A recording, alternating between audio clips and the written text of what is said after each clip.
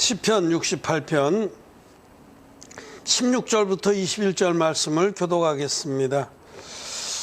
너희 높은 산들아 어찌하여 하나님이 거하시려 하는 산을 시기하여 보느뇨. 진실로 여호와께서 이 산에 영영히 거하시리로다.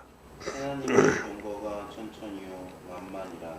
주께서 그 중에 계심이 신의 산 성소에 계심 같도다. 주께서 높은 곳으로 오르시며 사로잡은 자를 끌고 선물을 인간에게서 또는 패역자 중에서 받으시니 여호와 하나님이 저희와 함께 거하려 하심이로다. 날마다 우리 짐을 지시는 주 곧 우리의 구원이신 하나님을 찬송할지로다. 하나님 우리에게 구원의 하나님이시라.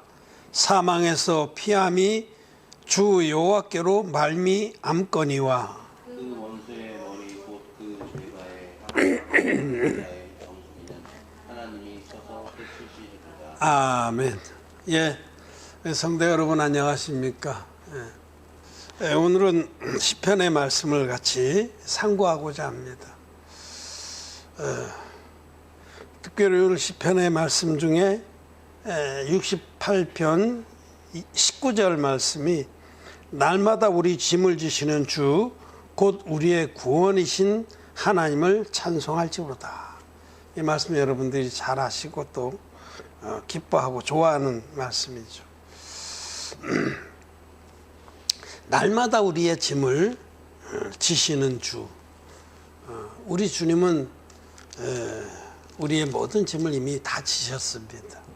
그런데 날마다 지신다고 하니까 이 말씀을 가지고 오해하는 기독교인들이 참 많습니다. 그러니까 우리가 날마다 회개 기도로 우리의 짐을 예수님께 지워드려야 되는구나, 이렇게 생각하는 분들이 많아요. 물론 짐이라고 그러면 죄짐뿐만 아니라 우리 염려의 짐들, 근심 걱정의 짐들 또 해당이 되겠죠. 그러나 성경에서 지금 앞뒤 문맥을 살펴보면 이것은 죄짐에 관한 말씀입니다.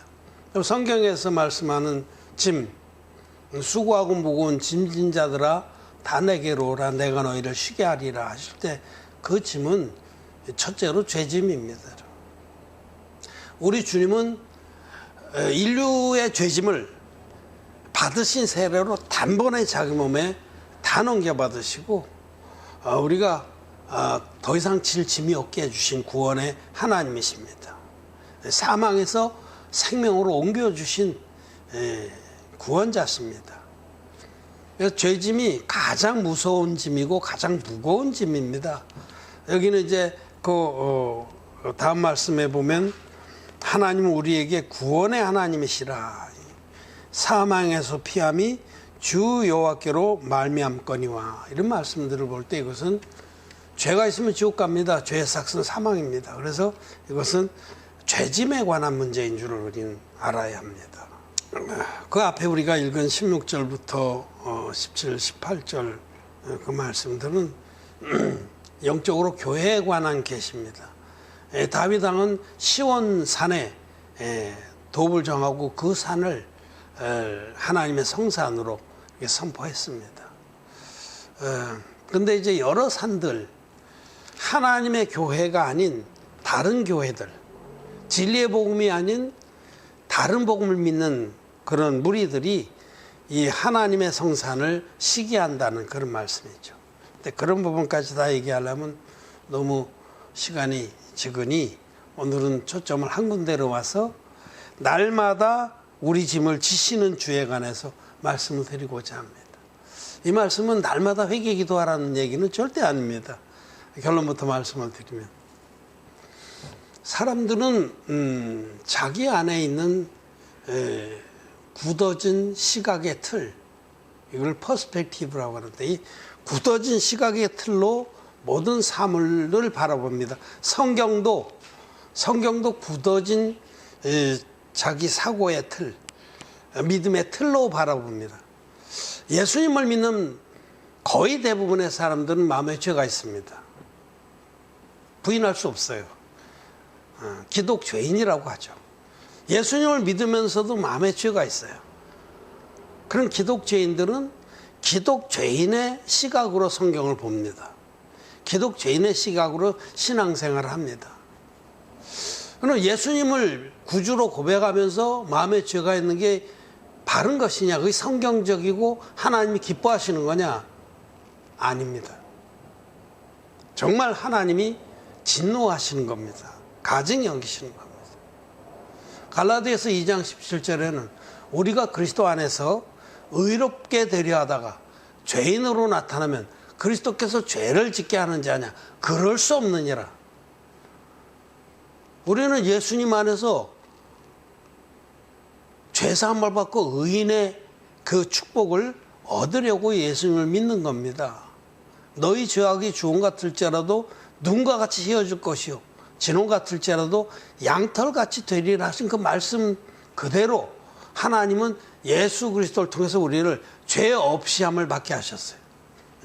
사도행전 3장에 보면 너희가 회개하여 각각 예수 그리스도의 이름으로 죄 없이 함을 받으라. 죄 없이 함을. 아주 그 표현이 너무 분명하잖아요. 죄 없이 함. 죄가 가득했었는데 죄가 가득 찼던 자가 죄 없이 함을 받으라. 그리하면 유쾌하게 되는 날이 주 앞으로부터 이를 것이요. 여러분 우리 이 제주은혜교회 성도들은 죄 없이 함을 받았습니다. 또 저에게서 지금 말씀을 배우는 그런 해외의 종들은 죄 없이 함을 받았습니다. 전에는 분명히 죄가 있었는데 진리의 복음을 믿음으로 마음의 할례를 받은 겁니다. 최들 자매님도 죄 없이 함을 받았다고 지금 아멘 하시잖아요. 제가 어제 목요일이죠. 어제 인도의 산토시 목사님, 밤에는 네팔의 사우드 목사님하고 교제를 했어요. 그런 분들도 저를 만나서 이 진리의 복음, 말씀대로의 복음, 진리의 원형 복음을 듣기 전엔 분명히 마음에 죄가 있었다라고 다 고백을 했어요. 근데 죄 없이 함을 이제 받은 거예요. 의인된 겁니다. 마음에 죄가 가득했던 사람이 진리의 복음을 만나서 믿음으로 죄의 사함을 받고 죄 없이 함을 받고 의인되는 역사, 이것이 거듭남입니다. 거듭난 의인들이 하나님의 자녀죠. 거듭나지 못한 기독교인들은 죄송하지만 하나님 자녀가 아닙니다. 아직 구원을 못 받은 겁니다. 정신 차려야 됩니다. 정말 다시 생각해보고 속히 돌이켜서 이 진리의 복음을, 이것만이 유일한 하나님께서 주신 유일한 복음인 줄 믿고 거듭나야 합니다. 그런데 예수님을 믿으면서도 마음에 죄가 있는 사람들이 대부분이니까, 거의 다 죄가 있으니까 이게 정상인지 아는 거예요. 오히려 예수님 믿어서 죄사함 받아서 의인 됐다고 하면 이단으로 생각하는 거예요. 제가 자주 예를 들지만 눈 하나짜리만 대대로 산 어떤 섬나라에, 눈 2개짜리를 본 적이 없는 어떤 섬나라에, 태고 쪽부터 눈 하나만 있는 괴물들이 사는 섬나라에 눈 2개짜리가 표류해서 들어갔어요. 그럼 그 사람들은 눈 2개짜리 정상을, 하나님이 형상대로 만든 이 정상적인 사람을 괴물 취급하는 거죠. 지금 오늘날의 기독교가 그렇습니다. 그들이 다 예수님 믿고도 죄가 있기 때문에 예수님을 믿어서 거듭나서 의인됐다, 죄사함 받았다, 이런 자들은 이단으로 취급을 하는 거예요. 괴물로 취급을 하는 겁니다.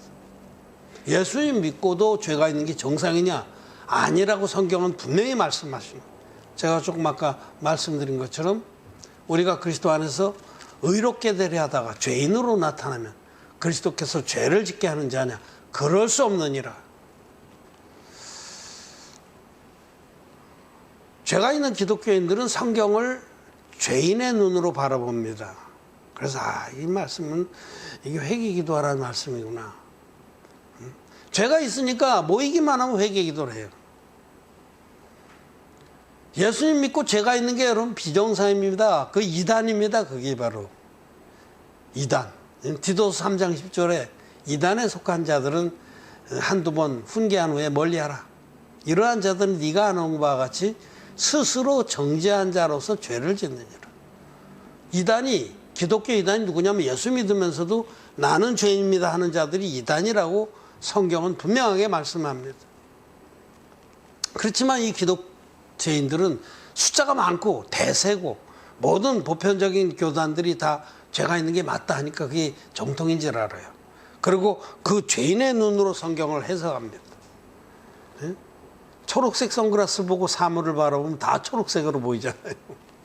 죄인의 눈으로 성경을 바라보면 다 죄가 있는 게 맞고 회개 기도하는 게 맞는 것 같아요.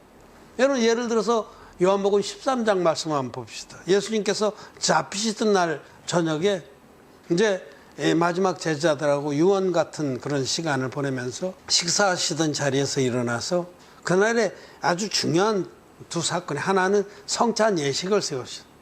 성찬 예식에 여러분 거기도 진리의 복음을 계시한 겁니다.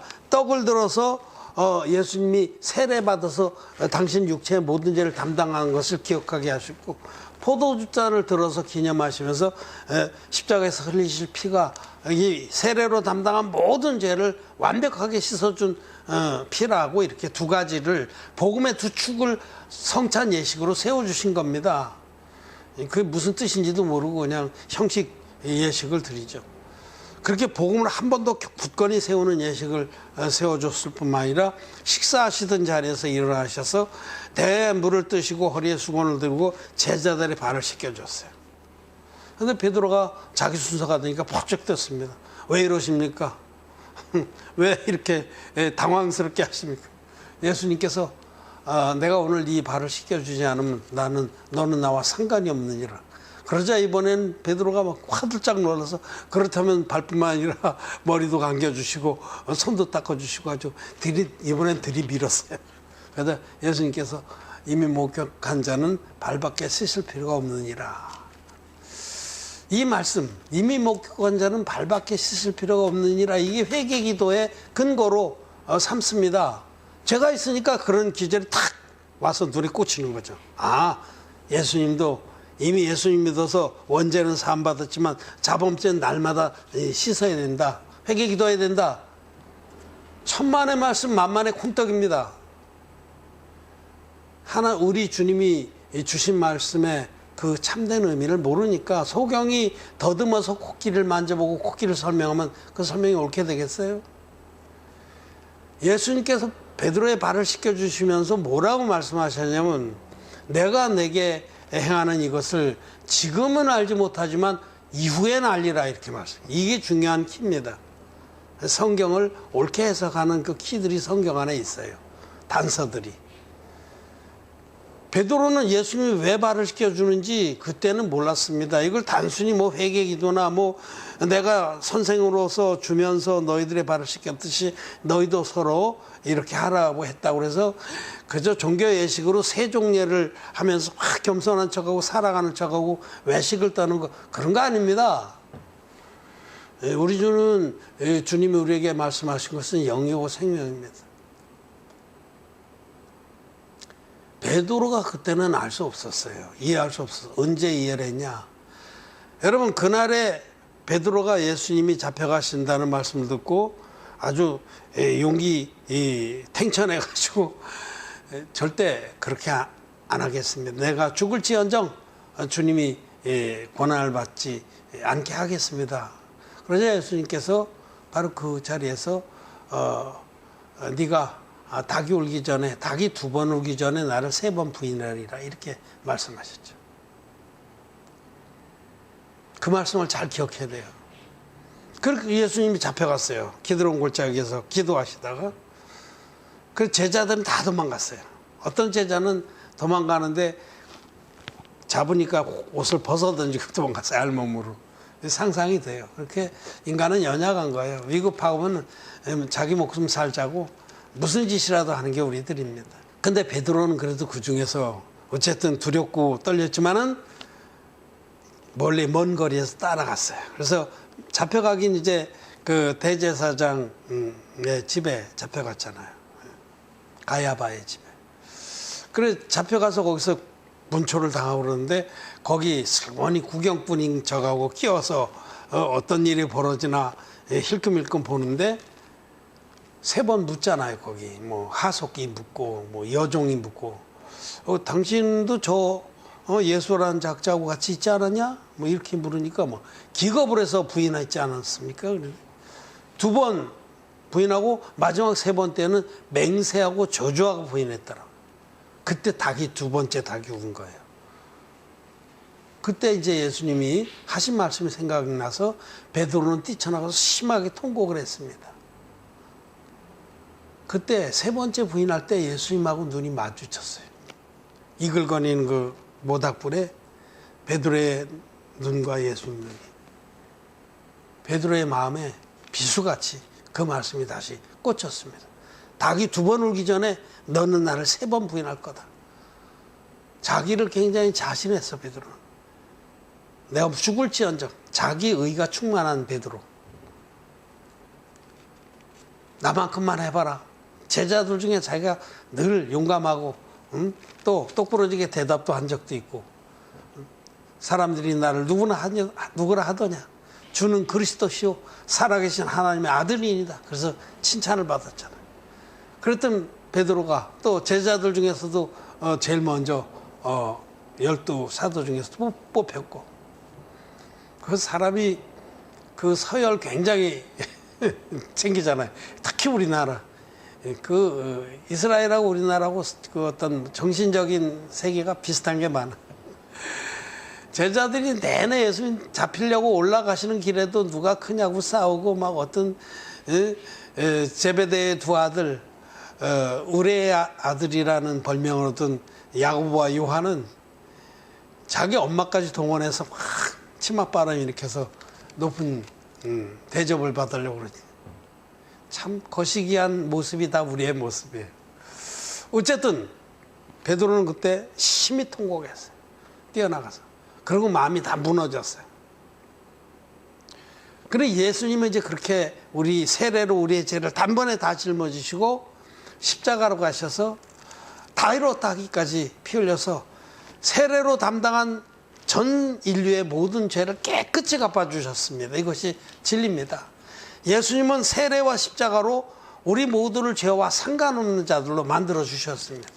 누구든지 예수님이 받으신 세례의 능력과 십자가 보혈의 능력을 믿으면 죄의 사함을 받고 마음의 할례를 받아서 의인이 되는 겁니다. 죄와 상관없이 다시 오실 주님을 기다리는 하나님 자녀가 되는 겁니다. 그런데 베드로는 주님의 복음을 다 알고 있었지만은 자기가 주님 앞에서 너무 엉청스러운 그 배반의 죄를 짓고 마음이 다 깨진 거예요. 그래서 주님이 십자가에 돌아가셨다 셋째 날에 부활하시고 제자들에게 여러 번 나타나셨어요. 그 자리에 베드로가 있었지만은 마음은 영 주님을 바라볼 수가 없었어요. 나 같은 게 어떻게 주님을 바라보겠나. 자기 생각에도 너무 엄청스러운 죄를 주님 앞에 져서 마음이 다 깨졌습니다. 복음을 자기가 믿는다고 생각을 하고 그 복음의 모든 진리들을 붙들고 이렇게 세우려고 해도 자기가 이미 저지르는 너무나 큰 그런 그 죄 때문에 마음을 추스를 수가 없었어요. 그래서 예수님이 제자들 앞에 여러 번 나타나셨는데도 불구하고 베드로는 다시 옛생활로 돌아가려고 그랬습니다. 이제는 주님을 더 뵐 수, 부활하신 주님을 뵐 자신이 없는 거예요. 두 번, 세 번 만났지만은 고개도 못 들었습니다. 주눅이 들어서. 그래서 다른 제자들도 마찬가지예요. 다른 제자들도 그렇게 그들은 예수님이 잡혀가서 고초를 겪는 자리에 가지도 않았어요. 일찌감치 빨개 벗고 다 도망. 그러니 베드로보다 날 것도 없죠. 똑같이 고개 외롭고 주님이 말씀하시는데도 나타나셔서 기뻐할 수가 없었습니다. 다들 풀이 다 죽어서. 그래서 베드로가 나는 고기나 잡으러 가노라 그렇게 얘기하자 그들이 다 동의했잖아요. 자기들도 다 주님 앞에 얼굴을 둘 수가 없었습니다. 그래서 다 7명이 뭐 일부는 어떻게 이미 다 뿔뿔이 고향으로 간지 몰라요. 7명이 갈릴리 호수로 다시 어부 생활로 돌아갔습니다. 그래서 이제 우리 요한복음 제일 뒷부분에 보면 이제 다시 어부로 돌아가서 첨벙첨벙 그물질하고 있는데 밤새서 새벽녘에 그들이 지금 고기 잡는 게 아닙니다. 자기들의 회한을 3년여 동안 주님과 함께 복음을 전하고 다녔던 그 추억을 곱씹으면서 우리가 왜 막판에 이렇게 이 형편없이 했나, 차라리 죽을지언정 주님과 함께 장렬하게 그러지 못하고 우리 후회로 가득 차고 자기들이 저지른 일들 때문에 마음이 다 깨져서 그냥 빈 그물질을 하고 있는 거예요. 빈 그물질을. 그때 예수님께서 부르십니다. 새벽녘에 어설픈데 얘들아 뭘 좀 잡았냐? 이 제자들은 뭐 일찍 어떤 나온 다른 어부인가 어디다 반말이냐 이런 마음이 있기도 하겠죠. 지금 여러 가지로 마음도 심란하고. 그래서 아무것도 못 잡았다고 그랬더니 그물을 배 오른편에 내려라. 그래서 그냥 아무 생각 없이 그냥 또 내렸어요. 그런데 큰 물고기가 153마리나 잡혔습니다. 그래서 너무 놀라서 끌어올리다가 요한이 주시라. 이건 데자뷰라고 그러잖아요. 데자뷰. 베드로가 처음 예수님 만날 때도 이런 장면이 있었거든요. 그물을 깊은 데다 내려라. 그래서 막 물고기가 많이 잡혔잖아요. 이게 데자뷰. 그때 쓰신 거예요. 이건 주님이시다. 그러자 베드로가 황급히 겉옷을 두르고 뛰어내려가서 헤엄쳐서 먼저 갔어요. 주님이셨습니다. 주님이 숯불을 피우고 떡과 물고기를 부시면서 지금 잡은 물고기 좀 가져와라. 제자들이 다 얼굴을 위로 꼬고 있었어요. 주님을 쳐다볼 수가 없었습니다. 그런데 주님께서 베드로를 부르셨습니다. 시몬아. 베드로라고 안 부르셨어요. 요한의 아들 시몬아. 사이먼 바로 요나. 요한의 아들, 요나의 아들 시몬아. 옛 이름으로 불렀습니다. 주님 만나기 전에 베드로 이름을 부르시면서 네가 날 사랑하느냐? 네가 이 사람들보다 나를 더 사랑하느냐? 그때 베드로는 마음이 깨졌던 마음이 이러시기 시작했어요. 내가 어떤 짓을 저질렀는데 주님 끝까지 찾아오셔서 나를 일으키신가? 내가 주님을 사랑하는 줄 주께서 아십니다. 그렇게 3번을 예수님께서 요한의 아들 시몬아, 네가 날 사랑하느냐? 그래서 시몬은 주께서 아신다고 3번을 고백했습니다. 그럴 때 예수님께서 내 양을 먹이라, 내 양을 치라, 또 내 양을 먹이라. 그렇게 그를 일으키셨습니다. 그때야 비로소 베드로는 안 겁니다. 내 발을 왜 씻어 주셨는지. 지금은 네가 알지 못하지만 후에는 알리라. 그 말씀이 그때 깨달아진 겁니다. 내가 앞으로 엉청스러운 죄를 짓 건데 그것까지도 이미 주님은 씻어 주셨구나 라는 놀라운 그 복음의 비밀을 깨달은 겁니다. 대야는 구약 성소의 구약의 성막 또는 성전의 물두멍을 말합니다. 그 물두멍으로 제사장들은 성막에서 섬기면서 수시로 수족을 씻었습니다. 그거는 장차 예수님 받으실 세례를 계시하는 겁니다. 예수님이 받으신 세례는 우리 전 인류의 모든 죄를 이미 깨끗이 씻은 세례라는 그 능력의 말씀을 그때 깨달은 겁니다. 베드로가 예수님을 배반하고 나서 마음이 다 깨졌을 때에 그때서야 다시 그런 자를 찾아오셔서 진리의 복음으로 일으키신 주님 말씀 앞에서 비로소 그때 주님이 하신 말씀, 네가 지금은 알지 못하나 그 후에는 알리라는 그 말씀을 깨닫고 베드로가 일어나는 거예요. 그래서 주님은 베드로 그때 비로소 자기 의가 다 깨지고 나서 복음이 마음에 깊이 온전하게 역사하는 걸 보셨습니다. 그리고 네가 젊을 때는 네 맘대로 이렇게 활개치고 다니겠지만 늙어서는 모르는 자가 와서 네 허리에 띠를 띠고 너를 알지 못하는 곳으로 데려가리라. 우리가 복음을 듣고 어렸을 때는요, 복음을 듣고 그냥 이게 진리구나 하고 겨우 그럴 때는 말씀이 나를 이기는 게 아니라 내가 말씀을 이깁니다. 자기 생각, 자기 지금까지 막 복잡하고 혼돈된 생각 그거 가지고 자기 마음대로 행하지만 정말 복음 안에서 믿음의 장성한 자가 돼서는 성령께서 우리를 이끄시는 대로 우리가 다닙니다. 베드로는 그런 귀한 삶을 살다 나중에 복음에 자기의 피를 부어서 순교를 했다라고 전승에 되어 있습니다. 여러분, 베드로 발 씻는 얘기가 회개기도라는 얘기 절대 아닙니다. 그는 네가 앞으로 엄청스러운 죄를 짓 건데 그것 가지고 난 세례로 이미 다 담당해서 십자가에서 이미 다 갚아놨다는 놀라운 진리입니다.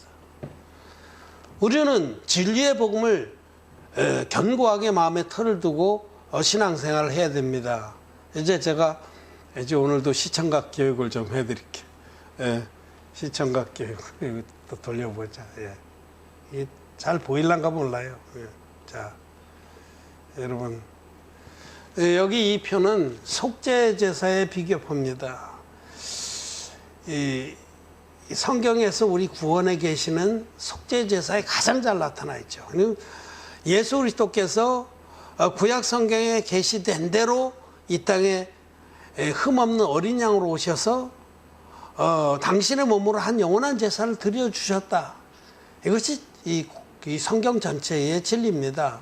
그래서 이 속죄제사에 보면 제일 첫 번째 저기는 하루치 제사. 이제 우리가 편집을 해서 다시 올릴 땐 저거 이제 이렇게 잘 보이게 올릴 거니까 오늘 말씀을 들은 분들도 제가 편집본 올리거든 페북에서 다시 보시기 바랍니다. 하루치 제사는 개개인이 죄를 짓거든 흠없는 염소를 끌고 와서 그 머리에 안수해서 죄를 넘기고 그 염소의 피로서 드린 제사예요.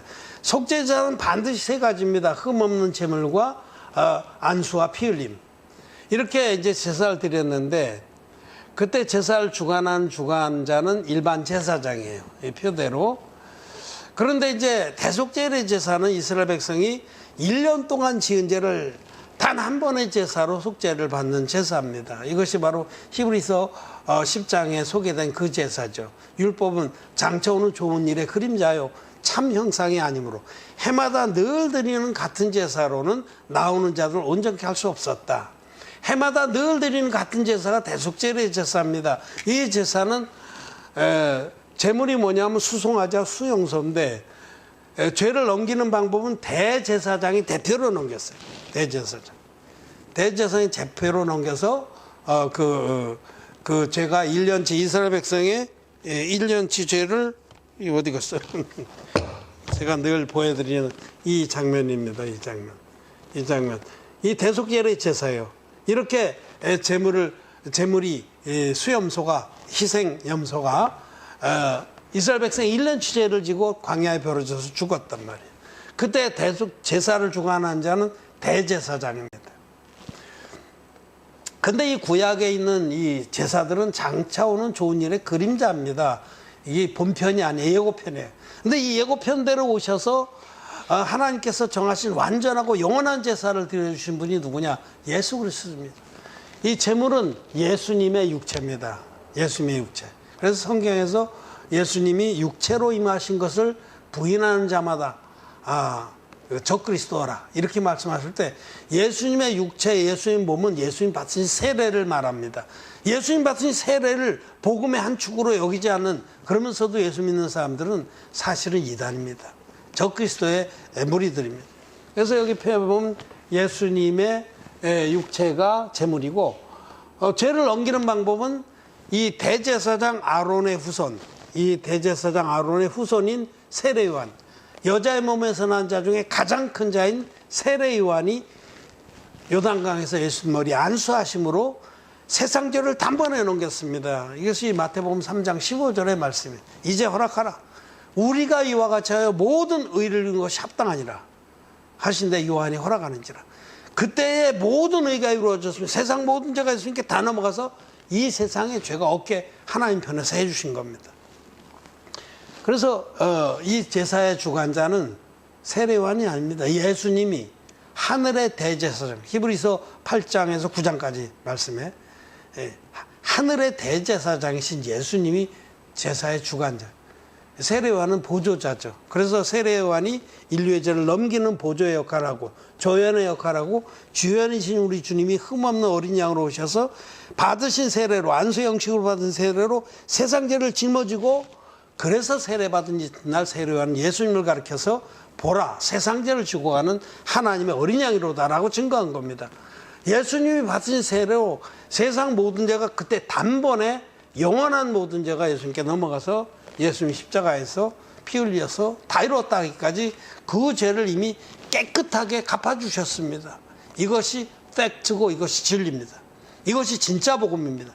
그래서 사도 요한은 예수님을 가리켜서 물과 피로 임하신 분이다 이렇게 말씀하는 거죠. 물은 요단강물에서 받으신 세례고 피는 십자가에서 흘리신 피입니다. 물과 피로 우리를 온전히 구원했다라고 말씀을 하시는 겁니다. 이 표 여러분 잘 기억해야 됩니다. 다음에 이제 보시면 이거는 그림이 제가 이렇게 그렸는데 저 앞에 보면 저 앞에 저쪽에 창세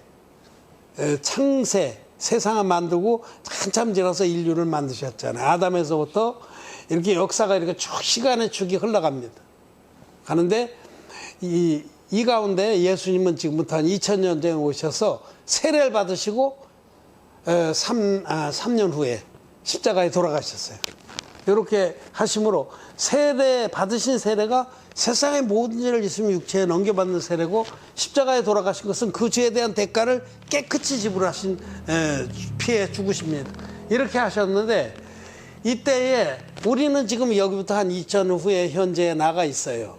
그렇지만 예수님이 세례로 담당하신 죄는 아담에서부터 세상 종말까지의 죄라는 것을 우리는 알 수가 있습니다. 세상 죄를 지고 가셔서 십자가로 가신 겁니다. 자, 이것은 아까 말씀드린 대로 대속제일의 제사와 예수님 받으신 세례에 대한 그림입니다. 또 다음, 이거는 다 이해하셨을 거고. 자, 이렇게 해서 예수님이 우리를 모든 죄에서 구원하신 사역은 요단강물에서 받으신 세례와 십자가의 피로, 물과 피로 우리를 온전히 구원하셨다. 이것이 바로 새 언약입니다. 새 언약. 새 언약은 피로만 된 것이 아닙니다. 물과 피로 이루어진 겁니다. 자, 그 다음 제가 오늘 만든, 여기 보시면은 맨 위에는 이제 예수님이 받으신 이게 위가 잘렸나? 예. 이렇게 해서 그 표 아까 본 거고, 그 다음에 저기 현재 나라는 부분을 확대한 거예요. 확대하면은 저는 1952년에 태어나서 제가 좀 많이 잡긴 했죠. 90 다 될 때 요즘만 잡았어요. 내가 죽을 때까지 이게 내 생애, 현재의 나. 그리고 2022년이 지금 오늘입니다. 확대하고 확대해보면 이렇게 됐죠. 2022년에 17일, 18일, 19일, 어제, 오늘, 내일이에요. 어제도 저는 죄를 졌고, 오늘도 죄를 졌고, 내일도 죄를 짓습니다. 저는 부족하기 때문에. 안 지면 좋겠지만, 연약하고 부족해서 우리는 죽을 때까지 죄를 칠 수밖에 없는 자들인데, 날마다 짓는 이 모든 죄가 사실은 2000년 전에 예수님이 세례받을 때 이미 다 넘어간 겁니다, 이미. 이 말씀을 드리고자 이 그림을 그린 거예요. 세상죄에 포함돼서 이미 다 넘어간 거예요. 자, 오늘 말씀에 날마다 우리 짐을 지시는 주, 곧 우리 구원의 하나님을 찬송할지로다. 저는 이 말씀을 보면서 정말 우리 하나님께서 우리들의 이해력, 우리들의 그 알량한 그런 이해력을 생각하셔서 이렇게 세미하게 말씀을 해주셨구나. 우리는 날마다 죄를 짓는데 그 죄를 사실은 2000년 전에 이미 다 가져가셨어요. 근데 날마다로 따져보라 이거예요, 날마다. 우리가 오늘도 연약하고 부족해서 생각으로, 말로, 눈구녕으로, 행동으로 우린 죄를 져요. 하나님의 절대적인 거룩함 앞에 서면 우린 부족한 게 맞습니다. 여러분 생각으로 죄를 얼마나 많이 져요. 말로도 이 혓바닥 갖고 얼마나 죄를 많이 져요. 우리는 연약한 육신을 가졌기 때문에 그럴 수밖에 없는 자입니다. 그렇게 하는 게 잘한다는 게 아니라 믿음이 자랄수록 이제 그런 부분에서 많이 벗어나죠. 근데 날마다 짓는 죄, 저 이렇게 설명을 할게요. 스포츠로 한번 얘기를 할게요. 스포츠로. 야구를 이제 투수가 공을 던지면 막 순식간 0.3초라든가 그 투수 손에서 떠나서 캐쳐 포수의 밑으로 들어가는 시간이 아주 짧아요. 그래서 우리가 눈으로 보면 잘 몰라요. 이게 어떤 궤적으로 가는지 잘 몰라요. 근데 그걸 슬로우 비디오로 보면 궤적을 정확히 알 수가 있죠. 슬로우 비디오로 보면 지금 유현진이가 오버스로우로 던졌는데 공이 손에서 떨리면서 이게 회전을 해갖고 타타타타타타 해서 딱 이렇게 컵으로 들어갔구나, 아니면 직구로 들어갔구나, 뭐 이렇게 우리가 알 수 있듯이 슬로우 비디오로 보면 더 정확히 알 수 있는 거예요. 지금 이 말씀 시편 68편의 말씀은 우리의 죄를 슬로우 비디오로 구원에 대해서 말씀. 이게 하나님 구원의 슬로우 비디오라고 말할 수 있어요. 날마다 너희가 죄를 질지라도 이 표가 없어요. 날마다 너희가 죄를 질지라도 그 죄는 이미 2000년 전에 내가 다 담당했다는 말씀입니다. 이게 구원의 하나님의 구원 역사의 슬로우 비디오입니다. 이미 담당한 것을 우리에게 이렇게 말씀해 주시는 거예요. 날마다 우리 짐을 지시는 주 곧 우리의 구원이신 하나님을 찬송할지어다. 우리는 현재형으로 날마다 죄를 질지라도 이건 이미 주님께서 2000년 전에 세례 받으실 때 다 담당하신 죄입니다. 그래서 우리를 사망에서 생명으로 옮겨주신 겁니다. 이것이 진리입니다. 여러분, 오늘 우리는 진리의 복음의 터에서 성경을 바라봐야 됩니다. 그래야만이 사단 마귀의 거짓말에 속지 않습니다. 우리 주님은 우리의 구원을 이렇게 슬로우 비디오로 아주 세미하게 쪼개서 말씀하신 거예요. 우리는 날마다 죄를 짓지만은 사실 그 모든 죄는 내가 세례받을 때 이미 다 담당한 거다. 세미하게 봐라. 여러분, 정말 주님이 행하신 일은 놀랍습니다. 저는 이제 그 하온이하고 이렇게 내 컴퓨터 일하면 옆에서 조그만 내 노트북 가지고 뭘 봐요. 근데 여러 가지 보는데 이제 하온이가 우주에 관해서 관심이 많아요. 우주에 대해서 같이 들어주면 설명도 하고 그러는데 요전에 이제 안드로메다 은하가 나와서 설명을 같이 들었어요. 안드로메다 은하는 우리 은하계에서 제일 가까운 은하예요.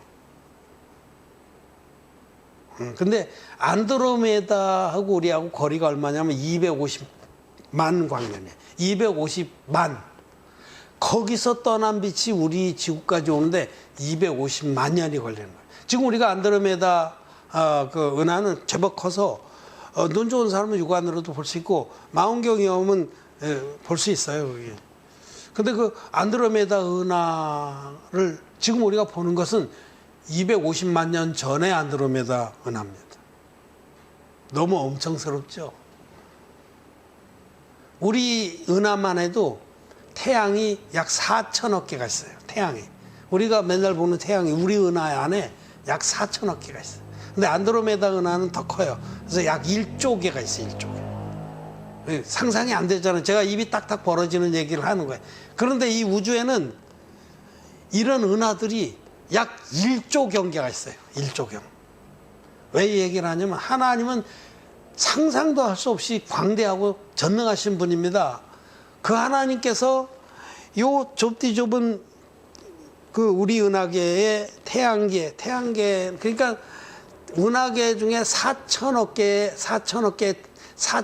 개 태양계가 있는데 그 중에 하나가 우리 태양계 아무것도 아니에요. 먼지만 못한 그 속에 또 행성 지구에서 또 우리가 여러분 그 모든 그 우주가 이 엄청난 우주를 하나님은 1에 마이너스 32분의 2승분의 1조 1에 마이너스 32승 초에 창조하셨습니다. 이거는 과학적인 얘기예요. 이런 얘기들을 왜 들으냐면 그 어마어마한 하나님께서 한순간에 만드셨는데 우리가 한순간에 만드신 거 볼 수 없잖아요. 2000년 전에 오신 예수님께서 이 알량한 지구의 역사, 우주의 역사도 아니고 그 중에서 아담으로부터 세상 종말까지 죄를 한 번만에 예수님께 넘긴 그 역사는 어마무시한 겁니다. 그 가운데서 우리는 이 진리의 말씀으로 날마다 우리 죄짐을 지신다는 이 뜻은 이미 다 담당하신 그 죄가 날마다 우리 짓는 죄도 거기에 포함했다는 것을 분명히 알아야 됩니다. 그게 무슨 회개기도의 결의를 뒷받침하고 그런 게 아닙니다. 회개기도의 결의는 마귀가 만든 겁니다. 응? 회개기도하면 죄가 없어집니까? 말도 안 되죠. 진리의 눈으로 올바로 보시고 또 올바른 믿음을 가지길 바랍니다. 여러분, 우리는 태어나서부터 지금까지의 모든 죄 예수님 세례받을 때 넘어갔습니까? 안 넘어갔습니까? 이미 넘어갔습니다. 그러면 오늘 하루 우리가 살면서 생각으로 말로 행동으로 눈구녕으로 죄를 졌죠. 그 죄도 2000년 전에 예수님께 넘어갔습니까? 안 넘어갔습니까? 넘어갔죠. 이미 넘어갔어요. 이미 십자가에서 이미 갚아준 거예요. 날마다 짓는 모든 죄도 이미 해결해 놓으신 겁니다. 내일 여러분 죄 안 질 것 같습니까? 내일도 죄를 짓습니다. 그러면 내일 질 죄는 이미 넘어갔습니까? 안 넘어갔습니까? 우리가 내일 죄를 져도 그 죄도 이미 가져가신 거예요. 날마다 우리의 죄를 슬로우 비디오로 마이크로스코프로 봤는데 날마다 지어서 앞으로 죽을 때까지 앞으로 지을 죄도 이미 세상 죄에 포함돼서 예수님께 넘어가서 우리는 죄와 상관없는 자가 된 겁니다. 예수님은 그 모든 죄를 세상 모든 죄와 함께 담당하셔서 당신의 보혈로 깨끗이 지불하시고 완결해 주셨습니다. 다 이뤘다. 이것이 진리입니다. 날마다 우리 우리 짐을 지시는 주 곧 우리의 구원의 하나님을 찬송할지로다. 아멘. 말씀을 마쳤습니다.